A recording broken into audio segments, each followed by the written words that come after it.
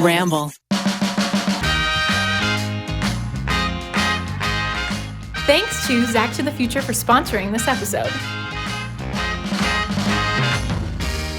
Good morning, everybody. We got Becky and Rachel and Maggie and Ariel, of course. So today, guys, we are talking about college. We're talking about education. Everybody's going back to school or not. Things are kind of crazy right now. And I think we're going to talk a little bit about our experiences with college. But first, I want to hear about you guys. How was your week? How was your weekend? I went on a little trip this weekend. It was actually kind of required since we got our bathtub refinished. We just had to be out of the house for 48 hours. Ooh, where'd you go? We went to Santa Barbara, which was really nice. There was we went to the beach. There was a lot of space. We felt really safe. It was good. How is it being in wine country with no wine? Awful.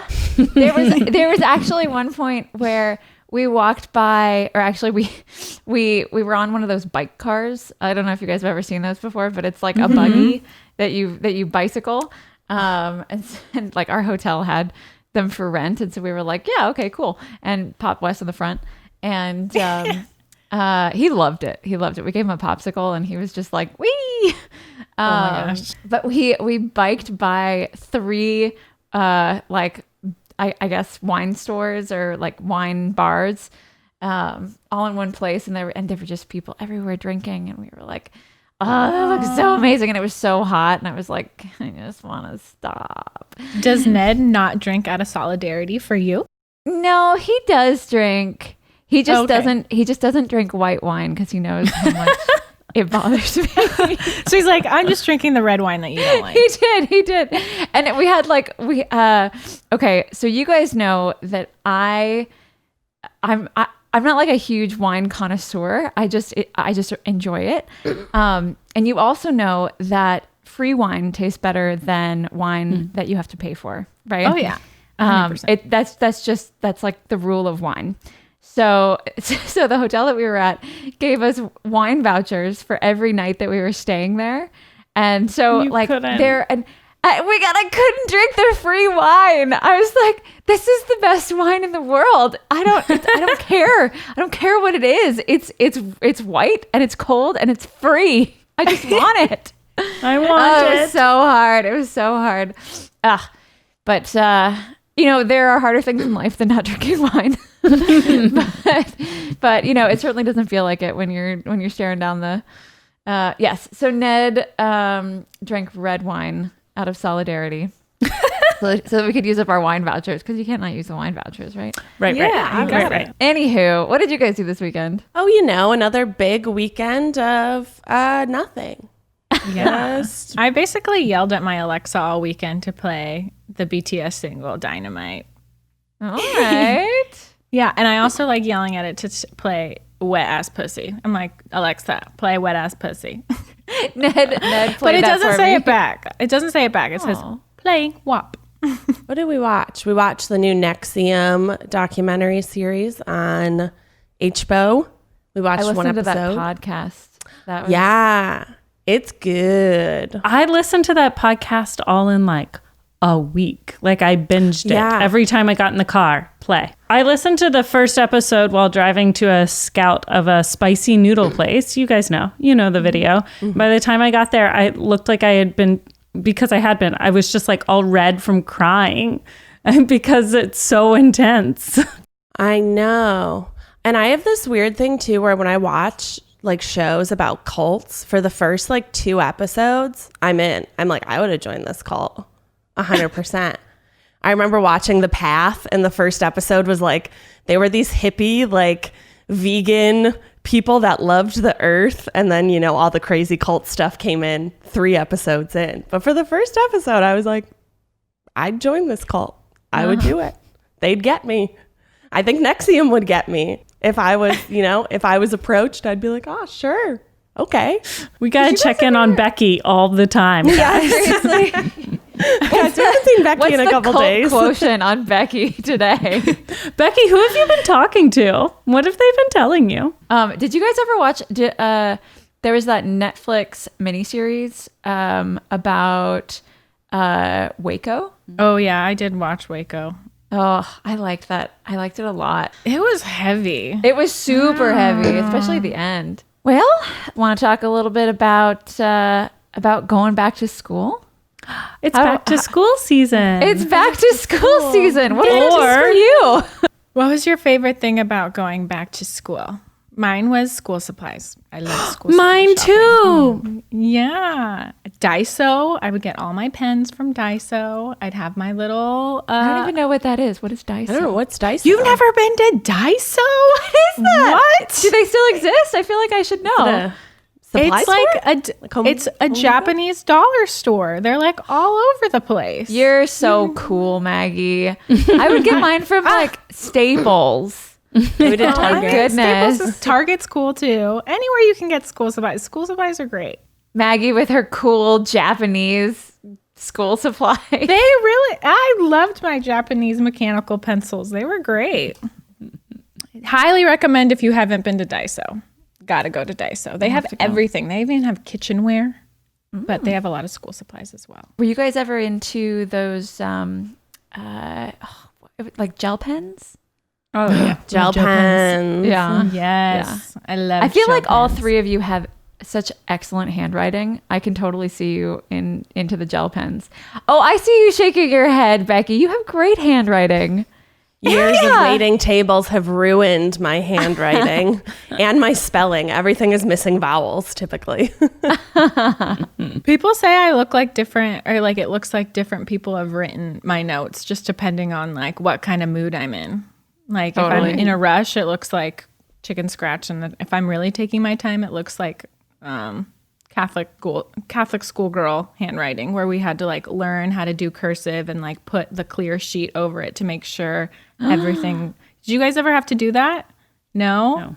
Yeah, we had to do like cursive, and we'd have to practice our A's and practice our B's, and then you'd have like a clear sheet and you'd put it over the letter to make sure it lined up. And that's how they taught handwriting. Yeah. And then I remember in grade school, they said that, when you go to high school, everything's going to be accepted in cursive. So you have to learn cursive. Like you're not going to handwrite.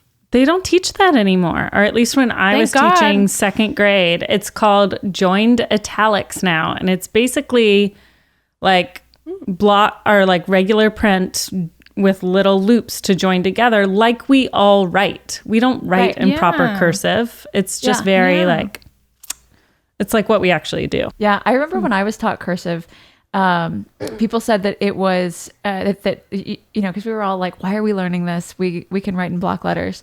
And they were saying it's faster. It's faster to write in cursive than it is in block letters. And so they're basically teaching us like script instead of cursive. You know, it sounds like Maggie was learning, you know, like very decorative cursive letters. I wouldn't say it was decorative, but it was a very long, it was like embedded into our courses. So we would just like take I don't remember how long it was, but it was a good chunk of grade school. I remember. Wow. There was a period of time when we were living in Chicago where I was apprenticing at a rare book library. And this was actually probably one of the coolest things I've ever done in my life.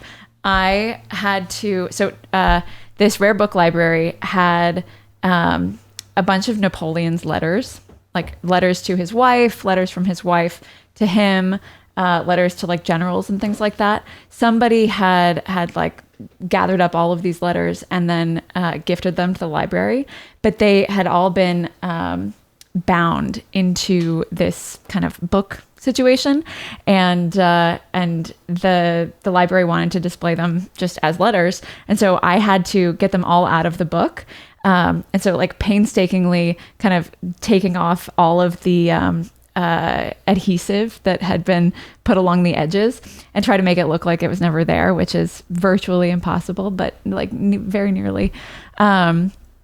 But it took so long that I was trying to like read all the letters, and it was very, very interesting. So like, of course they're all in French, but like perfect cursive. I have never seen that such beautiful script in my life. it's like, where did block letters even come from? It seems like everybody wrote in cursive. Why was their cursive so much prettier than ours handwriting now? I don't know. So back to like learning in school, kids are going back virtually. Some are going back in person. It's going to definitely look different than when we were freshmen. But what was freshman year like? What was moving into the dorms? Where'd you guys go to school? I went to Carleton College. It's in Minnesota, about 45 minutes south of the Twin Cities.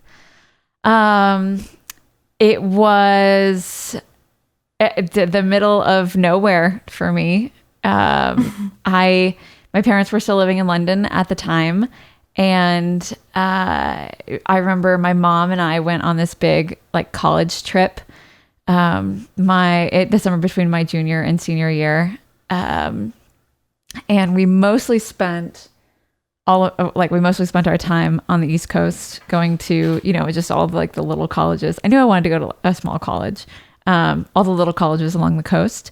And, but my college counselor, we had a great counselor at the high school that I was at, recommended that I go check out this school. She was like, I really think that you would be a good fit for Carleton. And you should really just try to make your way out there while you're in the States. And so we did, and I loved it, even though Minnesota in the summer is, awful. The mosquitoes are the size of trucks. It's so gross. Like there's like the lakes and everything. There's bugs and like all the snow has melted, and so everything's just a little moist, and it's just mosquitoes. The mosquitoes are really bad. What did you major in? What did I major in? Oh my gosh, anthropology and sociology, which is like the most liberal arts major you could possibly do. But I remember my first week as a freshman in college, I actually got slotted into the international program.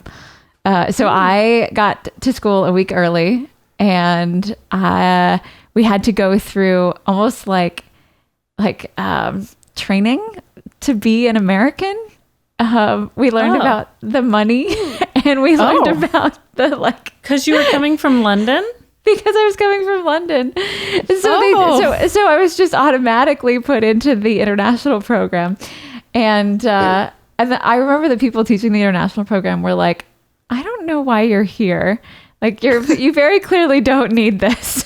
But I did it anyway, and it was fun. Made some friends. And yeah, I ended up in one of the really good dorms. All the dorms were a little bit different. Some of them were like, big buildings that had rooms and rooms and rooms of, or floors full of rooms. And like one girl's bathroom and one boy's bathroom per floor or something like that. But I got into one of the older dorms, which was actually where you had one room attached to a bathroom and then attached to another room. So it was like a Jack and Jill type of thing. And so I had my roommate, and then the other room was two girls, and then we all shared one bathroom, and it was amazing. We could keep our stuff in our bathroom, and oh my gosh, all the other freshmen were so jealous. I don't know how I got that lucky. So that was pretty nice. I remember I was too cool for school freshman year. Well, I had just come off a gap year, and so I was like, yeah, I've been traveling for the last year. Ooh, you took a gap year? I did. I took a gap year. Yeah. I went and I did a couple of different things. I did mostly volunteering and camping in Costa Rica, Nicaragua. Do you speak Spanish? I do not. I do not speak Spanish. I spoke Spanish at the time, but then I took French in college, which probably was a really bad idea. And then I took Italian after college. And so I get all three of them confused because they're all so similar. So I could probably get by in any, in any of those languages, but I can't speak any of them. Oh, and it's hard when people start smiling at you that I you're know, speaking and a they're different like, language. "Oh, you poor You're thing. so cute. You poor thing." I know, it's so hard for me. Ned's so much better. He'll just sort of start speaking Spanish, and he'll speak sort of like a Spanglish, like half Spanish, half English. And I'm just like, I wish I had the confidence to do that. Saved by the Bell fans, you may want to listen up. We wanted to take a minute to tell you about Zach to the Future, a new hit podcast from Cadence 13. Mark Paul Gosselaar, who played Zach Morris on the beloved sitcom, has never watched the show he starred in over 30 years ago. That is, until now. Alongside co-host Dashiell Driscoll, who created the hit web series Zach Morris is Trash, Mark Paul is watching and reliving the show for the very first time. Each week, the duo watches an episode of the show and goes through it with you, the listener, so make sure you do your homework assignment and watch along with them. You'll hear Mark Paul's reaction to some of Zach's antics, get stories from behind the scenes, and hear special guests like Elizabeth Berkley, aka Jesse Spano, who shares their memories and thoughts on episodes with the team. You can listen and subscribe to Zach to the Future on Apple Podcasts, Spotify, or wherever you get your shows. Go on and have a listen. I went to Mount St. Mary's University. It's located in LA. Mm-hmm. And I remember I signed up for the dorms very late on because I was going in between majors. Like the fact that we have to like pick our majors even before. You did? No, but yes. I mean, a lot of people go undecided, but if I wanted to do nursing, you have to, the program that I was accepted into, you have to do your entire freshman prerequisites your first year and apply for the program. And then the program after that is the remaining 3 years. So either I was like in between. I was like, do I want to do like business or do I want to do nursing? And like last minute, I jumped the gun and I was like, I want to do nursing. I worked at the Children's Hospital of Orange County where I grew up in high school. And that's what I decided. I worked on the children's oncology floor there and I really liked it. So that was I was like, I want to be a pediatric nurse. This is what I'm doing. Go. But I signed up for the dorms very late because I made my decision like at the very last minute. And they only had single dorms left. So my very first year of pre-nursing, I was in a single dorm all by myself. And I was so sad. I wanted roommates so badly. Oh, that's so hard. Remaining 3 years, I moved in to a 2-bedroom apartment with 4 other girls. Twin beds, shared bathroom. And like I grew up with 2 other sisters. There was 3 of us. So sharing wasn't that much of a thing, but I mean, well, I have stories for later. Sharing a dorm can be hard depending on whether or not you vibe. Luckily, the people I ended up living with for the remaining 3 years, like I had known them before, but there's still like when you're living with enclosed counters with people that you're not normally used to living with, there's gonna be things that come up. Did you guys ever have interesting roommates? For sure, but we can't talk about them. You can't? Like, what if they're listening? I would never. Some of speak them are ill. definitely listening. Yeah, I would never speak ill of my old roommates. But it's like it's the same way that you speak about your significant others. Yeah. Like when you're Ned's like, excuse me, what? What do you think about? When you're living in close proximity with people, there's bound to be things that come up. You know, for sure. Like I remember. Okay, I won't say names, but I will say specifically, I had one roommate who really, really liked rotisserie chicken. Yum. And so she would take pieces off of the rotisserie chicken, and then just sort of eat them walking around the house. There was one day that I mean, we were best friends, and so she would just come into my room and she sat on my bed, finished eating her chicken, and then just took her hands and wiped them on my bed. Oh my God. I know. And I was like, little excuse oil me. stains? You can't do that on my bed. And at the time I was like fully vegetarian, and I was like, oh, there's chicken everywhere. Yeah. Oh my gosh. It was pretty funny. She never did that again. She was like, oh my God, I'm so sorry. I didn't even realize. I didn't even realize this was wiping my hands in your blanket. Yeah. With my like oily fingers. What? I went to Illinois State University, which Keith and I think we talk about it a lot. So I think people know we went there. I majored in acting and broadcast journalism. And I did summer school at a community college to get my gen eds out of the way. And then junior year, I had to drop my second major of broadcast journalism because you had to do there was the TV station called TV10 you had to work at. And I would do that in the morning. And then I would also have rehearsals after school. So I would be up from 4 a.m. to midnight. And I was like, oh, it's too much. So now I have a completed minor in mass comm. Did you ever think that you would be a newscaster? Yeah, I went through ebbs and flows. Senior year of high school, I was maybe I want to be a teacher. So I did a teaching internship. And so I did an internship at an elementary school with 6th graders and 8th graders. And I was like, these children are demons. No. The 6th graders were fine. The 8th graders, I was like, you are insufferable children. You want to be out of this school so bad. I get it. But I just need to go over this reading list with you. So that changed my mind pretty quickly. But it was fun. But I couldn't. Mad props to teachers. I don't know how they do it. Yeah, the hormones, the smells. The 6th graders were 6th graders are stinky. You would walk into the class and I'd be like, I used to help run admissions for the private school I taught at for kindergarten kids. But when we took parents on tours, we skipped the 5th through 7th grade floors because they smell bad.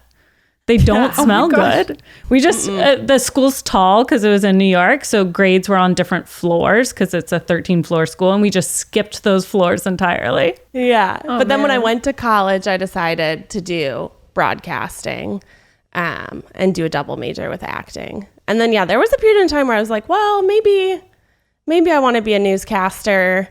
And then you have to do a story about leaves. And you're like, I don't think this is what I want to do. A story about leaves? I always remember I had to do a story about leaves. And I was like, it's fall again. Oh my God. This is not the hard-hitting journalism. Barbara Walters was my idol. I was like, this is not what Babs would do. That sounds just like Anchorman, where she has to do the kitty fashion show or something like that. Yeah. I mean, there's not news happening all the time, News is all day. So sometimes you got to fill it in with stuff. Mm-hmm. I think I was also way too opinionated to be able to be unbiased in my journalism. I'd really like to hear that leaf story. Yeah. Can we hear it? It's fall again, everybody. Please take a deep breath. Take a deep breath and make it up. I just remember it started that way. It was it's fall again at ISU and the leaves are changing colors was the gist of the story. We were in central Illinois. It's not like there was anything cool. The only cool thing I got to cover was was it Joe Biden? Mm-hmm. Somebody was from Normal. So I got to go to a political news conference and it was ABC was here, NBC was here, and me and my camera guy. I was like, oh yeah, we all deserve to be here just as equally. That's so cute. That's adorable. It was very funny. But most of my time in college was spent in the theater department. What was your favorite production that you ever did? Favorite production? I was a part of a group in an RSO called Free Stage. And so we would basically get funding from the school to give to students to put on independent productions. And there was one year we did found spaces. So basically we would give you money to put on your play and pay for the royalties as long as you did it not in a theater. Oh. So we usually had a classroom that was a black box theater that was reserved. But we made everyone do found spaces. So I was in a production of Miss Julie that was modernized, and we did it out in the scene shop where they built furniture and stuff. So we got to open it up so it was half inside, half outside. It was really fun. And so you and Keith met in college. Yeah, Keith was the senior when I was a freshman. So did you meet doing theater? We met at theater parties. We were never in a production together because he he like graduated early, but then still stayed for like a half semester. And he was doing his improv stuff. So they like basically excused him from doing the plays because the improv was doing so well. They were like, oh, and whatever. ISU must be huge, right? It's pretty big. They call it a big school with a small school feeling, I think is their thing. But the theater program, it's not massive. I don't have the numbers, but I did live in Watterson Tower. So did Keith. And Watterson is the largest structure between the Sears Tower and the St. Louis Arch. We lived in a very tall building. How many floors, Becky? Like 1 million. So there were we lived in what they called houses. So each house was 4 floors and the elevator stopped on the 3rd floor. So you either had to walk down or walk upstairs. Were you guys like attend every class on time? I was early for every class. I went to every single one. Our classes were very small. And so if you weren't there, people would notice. And I remember the only time that I ever missed class was when so I was on the horseback riding team. And there was one like winter morning because we would always have to go out, at like 6 a.m. to the barn and ride a bunch of the horses. So they like got their exercise for the day and then they could go out and just kind of be horses outside for the rest of the day.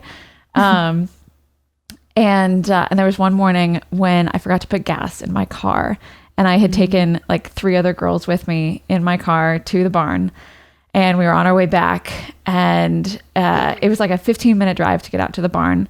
And it was like a very, very cold, very snowy morning and my car just ran out of gas. And that is the only time that my car has ever run out of gas, and that is the only time that I ever missed class. It just stopped. Have you guys ever run out of gas where your car, like everything just stops? Your automatic steering stops working. Everything stops working. I had no idea that ever happened. Yeah. I'm glad I went through this like situation because I was like, what am I supposed to do now? I can't even turn the wheel. Like, where am I supposed to go? I'm stuck in the middle of the road. So we just called somebody and they gave us some gas. But in college, everything was kind of laid out for us already. We didn't really have a say in organizing our schedule in the way we wanted to. They like to simulate our classes the way your future career would be. So most people who graduated nursing school would move on to work at a hospital. So classes would start at 7 a.m., not 8 a.m., 7 a.m. So I would have to get there and Maggie. I know. With the exception of the first year, so early. And you know me, I'm not a very great morning person. Like I'm very much of the get up as late as possible and just walk out the door with all my things in hand. Like it was a lot. And then I also worked through school. So I would work night shifts just so I wanted to guarantee myself a job in pediatrics because it was kind of competitive to get into. What were you working as? I worked as a tech. So basically a nurse's assistant at night. And I would work 1 to 2 times a week. Okay. And I would usually work from like 7 p.m. to 7:30 a.m. on my off day. And it would usually be okay because I could go to my lecture and then I would fall asleep right afterwards. But I didn't start working until like my 2nd year. So I worked my 2nd and 3rd and 4th year. Because first it was too hard to do that. it sounds like you were very sleep deprived. You can barely remember. I know. It was a hard time.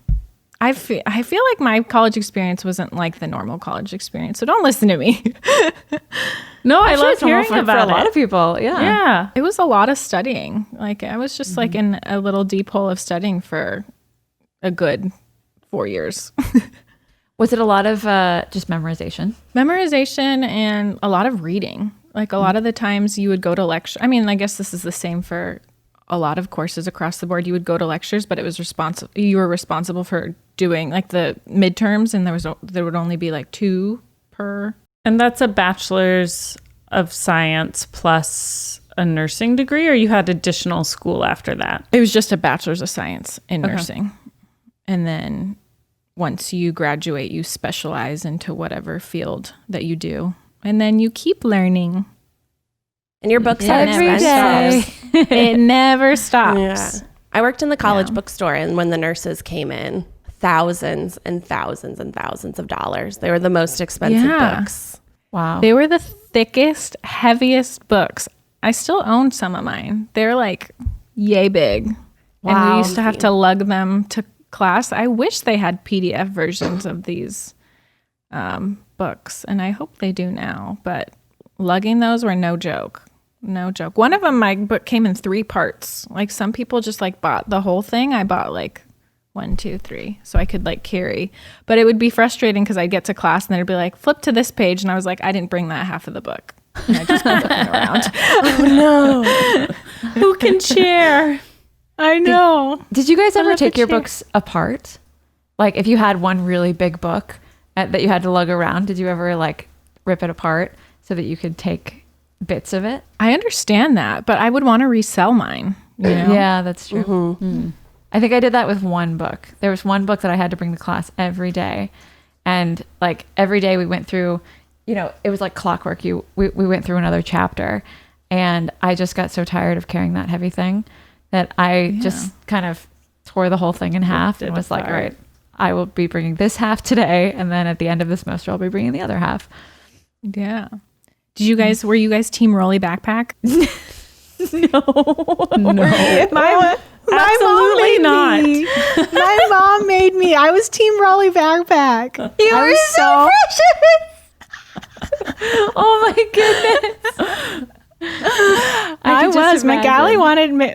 Magali already saw my posture like going to crap when I was younger. So she's like, you are, all of you, every single one of you are going to have a Rolly backpack. And she tried to get like the really cool, she put patches on them for us. There's and, no like, really Sharpie. cool version. No, but like nowadays, like Zach and I have like a little Rolly thing for our groceries. No shame. No shame. Absolutely. I know. I actually, this is probably why my posture is so bad. I didn't even do a backpack. I did like a purse.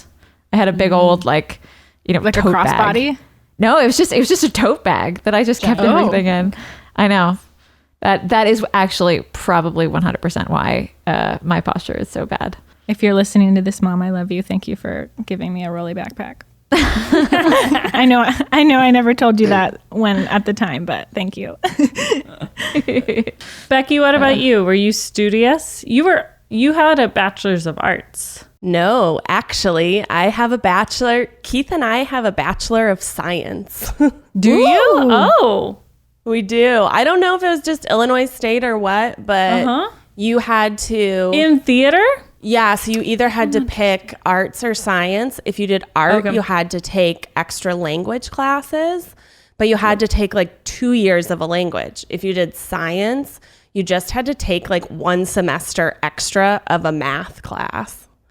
So most of our friends are bachelors of science in theater. Wait, Wow. really?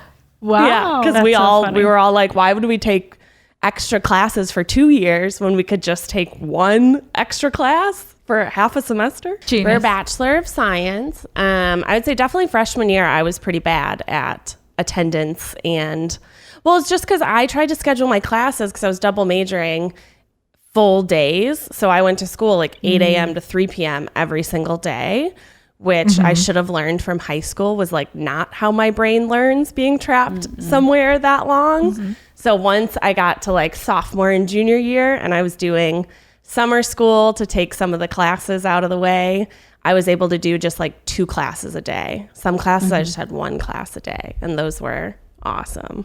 So it definitely helped my attendance. And I didn't drink coffee in college, which I don't know how I even woke up in the morning, but I was always very tired and 100% in my pajamas. I barely wore pants. Did you guys, after college, did you take any like classes for jobs or, Maggie, you're probably having to take classes all the time. I've had to get multiple certifications, and I think I have to get another one like within the next year. But it's like you have to like specialize. I mean, that's so Maggie, that'll like probably the medical field. Be virtual, yeah? Yeah. Well, actually, one of the last course that I went and got my APON, which is basically you learn about chemotherapeutic agents, and we were in a class like 6 feet apart, and our lecturer had like a face mask on for 8. They broke it up, and it was different people, but all of them had masks on for over an 8-hour. It was 2 days, and it was like 8 hours each day. And I was just sitting there in a mask. I was like, I can't believe they're doing that they're talking for so long with a mask on. But that one had to be in class because we had to take an exam after. But then the remainder of them, I'm sure, will be Zoom. Do you feel like you learn well online, or do you feel like it's better in person? Or I definitely am the person that likes being in class, just because I like, I don't know, it's just like kind of being at like a movie theater. Like you really like being around other people and seeing their reactions. And sometimes it's just like the professor, I don't know. It keeps me more accountable. I'm of the opinion that I like being in class. Yeah. I can only imagine how hard it would be to take classes over Zoom. I don't know what the theater kids are doing. That I don't know how you could teach that via Zoom. They're doing Zoom theater productions and stuff. Yeah, but for the same amount of money that an in-person. That's the bullshit of it all, is that they're still charging kids for these online classes, even though you're not getting what are you going to do? A Shakespeare play over Zoom? And that's going to somehow prepare you for doing live theater? I think they are, though. I think people are coming up with ways to do stuff that's completely out of the box. Ariel, what did you guys decide with Wes in school, if you don't mind me following up? You're back to school. You have a preschool-aged kiddo. Yes. So, that was big. That was our really big decision this summer, because we applied for preschool and did really want to get into preschool because Wes will be 2.5 in September, and it's a good age for him to go. And a lot of his other kids his age are going. This is just sort of when kids start preschool, and we got into the preschool that we wanted to get into, and we were very, very excited because in LA, I mean, Rachel, it's a big deal. It's a big deal to get into preschool, especially the one that you really want, because there are people on wait lists. There are all sorts of, hoops to jump through and whatnot. But it was this little preschool that was like walking distance from our house that we really liked. And honestly, I was just so excited that he was going to be going to preschool that I just assumed that everything was going to be fine. And about 2 weeks ago, Ned and I had to have a conversation where we just said, is this happening? Is this a good idea? And the answer is no.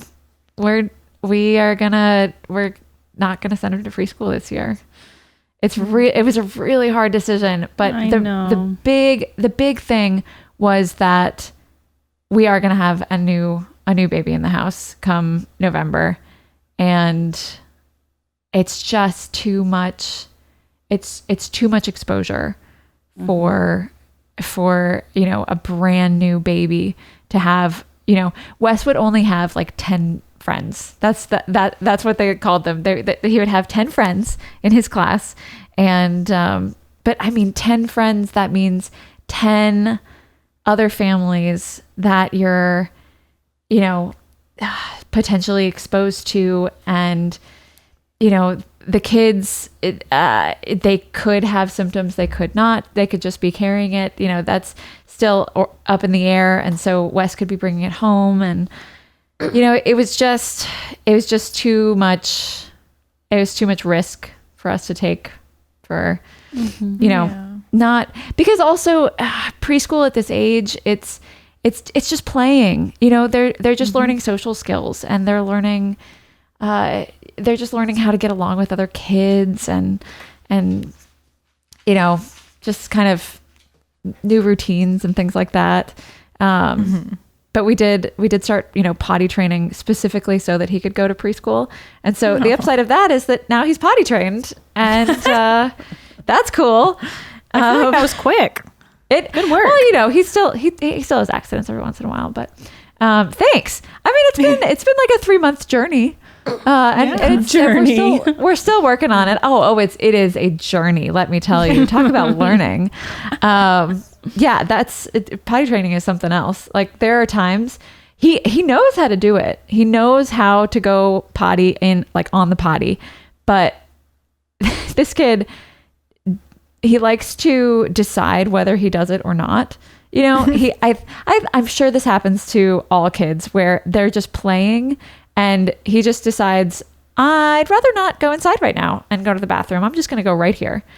And so every once in a while, probably once a week, he does that. He just decides that, no, I'm not going to go to the bathroom. I'm just going to go right here. And also, so because he's a boy, every once in a while, we will be not close to a bathroom. And so we'll just be like, okay, well, we're just going to go find a spot and we're going to go outside. And I think that is probably one of the worst decisions that we have ever made, because now he thinks it's okay to go outside. So instead of thinking when he's playing outside, I need to go inside and go to the bathroom, he just thinks, let me go find a tree and I'll go to the bathroom. I don't know what to do. You're raising a country baby, a wilderness baby. He's one with nature. He's outside. He's got really, according to Ned, he's got really good aim though. So you could trust him in many situations. And he's a little bit scared of the big potty, because in a lot of like public restrooms, they make really, really loud flushing noises, or they'll flush automatically, which is really scary for like young kids. And so Ned had the best idea the other day. Is it okay if I tell your drain story? Yeah, sure. Okay, so I think it's brilliant. It is brilliant. He had the best idea a couple weeks ago where we weren't near home, but we were like on a walk, and Wes really had to go to the bathroom. And so we took him into like the restroom. And there were 2 stalls, and Ned was like, okay, well, do you want to go in the potty? I'll just hold you up. And he tried a whole bunch of different things. He tried like standing on the seat to see if Wes could like go in the potty that way, because he couldn't really like sit on the seat. That's sort of how we have him trained, is to like sit on the potty and pee that way. But he could also pee standing up. And finally, I mean, Wes was just getting so fed up and could not, like, he was like, I have to pee so bad, and I don't know where to go, and I don't know how to do it, that Ned found the drain on the floor in the men's bathroom, and he said, just go in the drain. Just shoot for the drain. And so they did. Wes teaching him to pee on the floor. Wes just shot for the drain. I'm very proud of this. I feel like it's a new technique that we have unlocked, Drain nation, drain season. It's basically like a urinal, but it's on the floor, right? I mean, it's better than going not. somewhere else. I don't know. At the time, it was brilliant. It was brilliant. We could not think of anything else. You are raising a shower peer, if I've ever heard of one. He's going to pee all in that shower. I think he already pees in the shower. He thinks it's okay. Yes, please learn from my mistakes. with my drain peer and my tree peer. I mean, I'm pretty sure that Wes is just going to think that peeing everywhere is just fine. Just fine. As long as he doesn't pee in his pants or on other people. You're desensitizing him to different objects and surfaces, And then one day it'll just be the toilet, Yeah. Yeah. One day. We're working our way up there. So no preschool. No preschool. I know. I know. That was a hard decision. It was a really hard decision. It was a really, really hard decision. So I think we'll just try to incorporate some, sort of structured learning into our days a little bit more. Like maybe have the morning be art time or something like that. Because his days are very unstructured right now. I think a lot of the debate going on right now is whether virtual learning or in-person learning is, better, essentially, to boil it down to something, specific. But what do you guys think? Do you think physically going into school was something that helped you grow as like a person and socialize? Do you think it's important? Or do you think it could just be done on a computer? I mean, there's some classes that truly like you need to go in and like if you're working on a lab or something, or if you're doing like musical theater and are performing, it's hard to kind of simulate that same sort of experience from home. The experience of college, it isn't just classes, it's living in the dorms and being with, learning to get along with roommates. And I don't know that like having to go away is the big thing. I just think it's being around other people. Like Maggie said, it's kind of like being in a movie theater where it's like better because you have other people around you. So even if you're not like living at the dorms, you're still going somewhere every day and you're still in your classes engaging with people that you might not have met otherwise in your everyday life. So you're getting more exposure to different ideas and different people.